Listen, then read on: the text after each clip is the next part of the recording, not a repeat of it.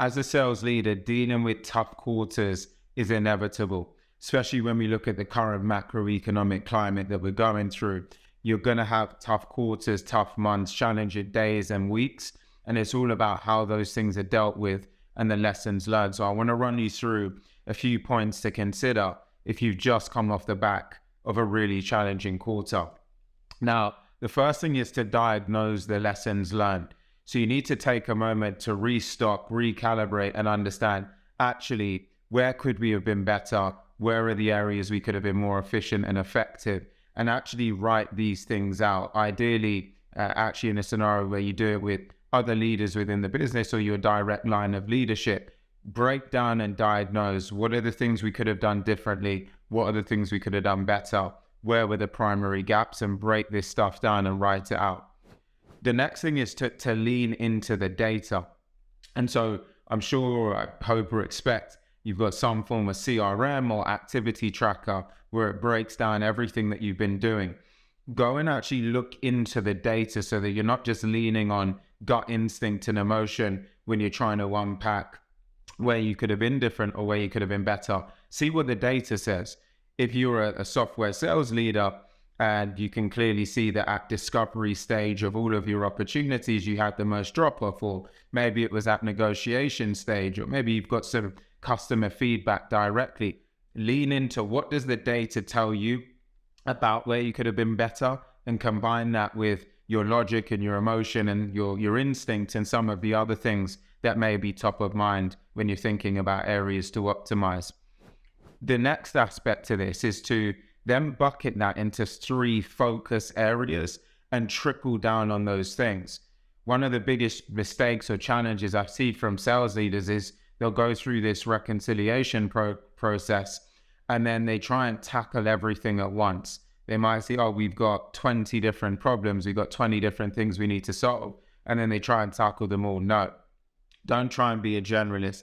Pick up the 3 biggest areas that are going to move the needle the most based on the things that you really need to focus on, the core KPIs and OKRs and objectives that you have as a company for the year, and trickle down on 3 things and get really, really specific and focused around those 3 things.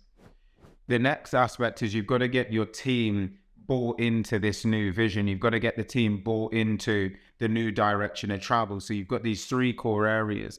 You're going to need to host some form of team meeting, or hopefully you have a QBR, a quarterly business review, where you review all of those lessons learned. You will talk collectively about what could have been done better. You get your reps to talk through areas where they could have been more effective. And then you start to present a path forward. So now here are the 3 new core areas that we're going to focus on. These are the things that are really going to make the difference. Get the team bought into it. Make sure that they understand it. Create a forum or format from which they can ask questions so that you get that buy-in, because it's that buy-in that you're going to need to make sure that you can actually step forward and make the difference that you need for yourself and the team.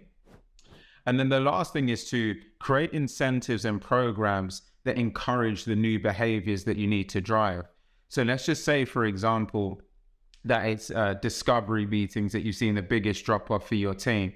Now what you need to think about is how can you create an incentive program around that to help encourage new behaviors to make them more effective at discovery. So maybe in this instance, it's that you want to roll out a role play program, and then you create incentives around that, like the best discovery through the role play wins a particular prize. These types of things can really, first of all, let the team know that this is a focus and this is important. 2, reps love to win. They're often competitive, so you want to encourage that spirit. And then you're rewarding great behavior by the people that are leaning in, really getting stuck in, getting involved in showing growth and progress, get rewarded. And these types of things then start to take you from understanding where the biggest challenges are, unpacking them through the data, really getting focused around the change, getting a team bought into the premise of what you're doing, and then create a shared incentive program to really encourage the behaviors and help everyone continue to take steps forward. If you need any more support with any of this type of stuff, I've got a coaching program. Check out the link in the description. More than happy to be helpful. Until then, I'll see you on the next one.